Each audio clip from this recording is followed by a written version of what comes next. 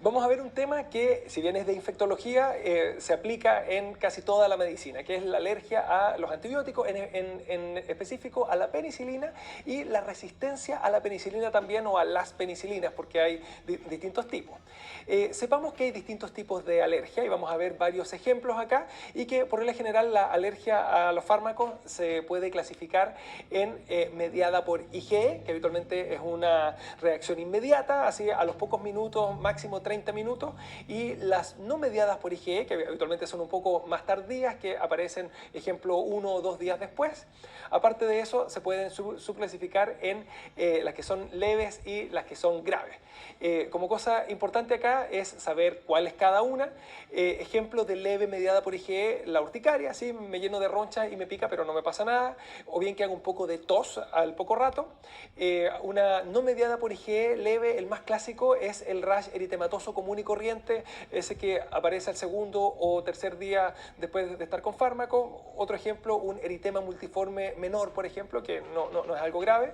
Dentro de las graves mediadas por IgE, esas son las más clásicas, el shock anafiláctico o la anafilaxia en general, el angioedema laringio o de la cara o de alguna otra parte, una crisis asmática severa también es mediada por IgE y puede ser algo grave. Y de las graves no mediadas por IgE, las más clásicas que uno se aprende son el síndrome de Steven-Johnson, la necrosis epidermolítica tóxica, el síndrome de Dress, que era este cuadro generalizado con eosinofilia y con inflamación, ya sea con fiebre, con una nefritis intersticial, con una hepatitis, con alguna cosa de ese tipo, etc. Ahora, ¿por qué es importante saber la clasificación? Porque el antibiótico que le voy a dejar a alguien alérgico a la penicilina depende de eso. Por regla general, yo siempre le voy a dar otro tipo de antibiótico distinto a los beta-lactámicos, a menos, claro, que sea leve y no mediada por IgE, que el más clásico era el rash eritematoso, en la cual de elección le voy a dejar una cefalosporina. O sea, si el mejor antibiótico era una penicilina, en este caso lo voy a cambiar no por las otras familias, sino que por cefalosporina. Pero si es mediada por IgE o si es que es grave, siempre va a ser por un antibiótico diferente. Ahora, ¿qué pasa si no me especifican qué tipo de reacción tuvo y me dice simplemente sé que soy alérgico a la amoxicilina, por ejemplo? En ese caso asumo que es o mediada por IgE o es grave y le dejo un fármaco de otra familia. Veamos algunos ejemplos acá de qué hago con distintas bacterias, cuál es la penicilina que cubre a esa bacteria, cuál es la cefalosporina que la cubre también en el caso de que sea alérgico y que le pueda dejar una cefalosporina, y cuáles son otras familias de antibióticos que también pueden cubrirlo bien en el caso de que no le pueda dejar tampoco una cefalosporina. Vamos a ver el estafilococo aureus, el estreptococo piógenes y el estreptococo pneumonia, que son de las bacterias gram positivas que generan más infecciones.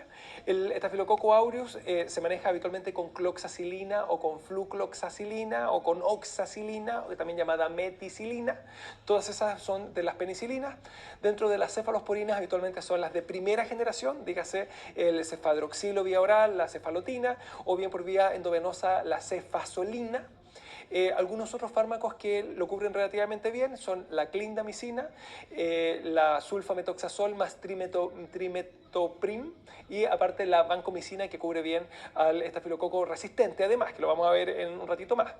Aparte de eso, el estreptococo piógenes, por regla general, anda bien con la penicilina benzatina, con la penicilina G, con la amoxicilina y con la ampicilina. O sea, es muy sensible a las penicilinas, de hecho no tiene resistencia a las penicilinas. Como cefalosporina también me sirven las de primera generación, el cefadroxilo y la cefasolina, por ejemplo. Y dentro de otros fármacos, aquí ya cambian, es la acitromicina. Los macrólidos cubren bien a los estreptos, no así a los estáfilos. Y bueno, la clindamicina siempre sirve para todos los gram positivos, así que sigue sirviendo en el caso del estreptococo piógenes. Respecto al estreptococo pneumonia, comparte las penicilinas con el piógenes, dígase la penicilina benzatina, la penicilina sódica, amoxicilina, ampicilina, pero me cambia la cefalosporina en el sentido en que ya no lo cubre también las de primera generación, sino que lo cubren los de segunda y de tercera generación. Ejemplo de segunda, cefuroximo, ejemplo de tercera, el podoximo vía oral, la cefixima, y vía endovenosa la ceftriaxona, el cefotaximo. ¿Ya? Eso es algo que vamos a ver con algo más de detalle más adelante, pero hay que saber. Finalmente, dentro de los otros fármacos, la acitromicina y la clindamicina también me sirve. O sea, en resumen, fíjense, el Streptopiógenes y el Streptoneumonia comparten las penicilinas y los otros tipos de fármacos, pero son diferentes en la cefalosporina. En cambio, el estafilococo con el Streptopiógenes comparten la cefalosporina, pero no comparten ni las penicilinas ni los otros fármacos, salvo la clindamicina, que sí le pega a todo. Pero no es tan buen antibiótico, así que idealmente manejarlo con la penicilina si es que se puede, y si no, con la cefalosporina. Sigamos ahora no con la alergia, sino que con la resistencia a la penicilina, y vamos a ver que hay dos tipos, o bueno, hay más, pero son dos los más importantes, que es la producción de beta-lactamasas por distintas bacterias que degradan a la penicilina, y la otra es la mutación de las PBP, que son las proteínas ligantes de penicilina, y que hace que no funcione ni la penicilina ni ningún otro beta-lactámico casi. Ahora, vamos a ver cuáles son las bacterias que utilizan cada uno de estos mecanismos de resistencia, y vamos a ver qué antibiótico dejar cuando está alguno de estos mecanismos de resistencia en reemplazo de la penicilina. En primer lugar, las típicas bacterias resistentes por beta-lactamasa, aparte de los gram negativos que no están ahí, es el estafilococo aureus sensible, el meticilino sensible, el común y corriente, y los haemófilos también. Y en este caso, lo que puedo hacer yo es agregar un inhibidor de las beta-lactamasas, como es el ácido clavulánico o el sulbactam, y aquí uno dice, acuérdense, la amoxicilina no cubre estáfilo, pero la amoxicilina más ácido clavulánico sí lo cubre, y lo mismo con el haemófilo.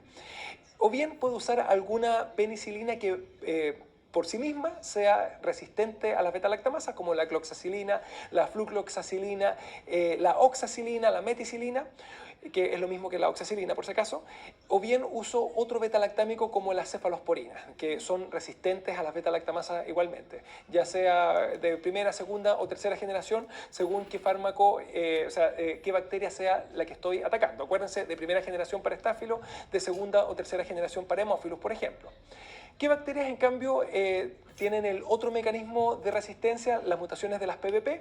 Pues el estafilococo aureus meticilino resistente, el neumococo resistente y el enterococo resistente. Esos tres hay que saberlos, en el sentido en que ninguno de ellos lo puedo manejar ni con ceftriaxona, ni con cloxa, ni con ninguna de las cefalosporinas por regla general, y con ninguno de los beta-lactámicos, ni el imipenem, ni ninguno de ellos, sino que debo dejarle otra familia de antibióticos, dentro de las cuales la vancomicina o bien el linezolid son los de elección.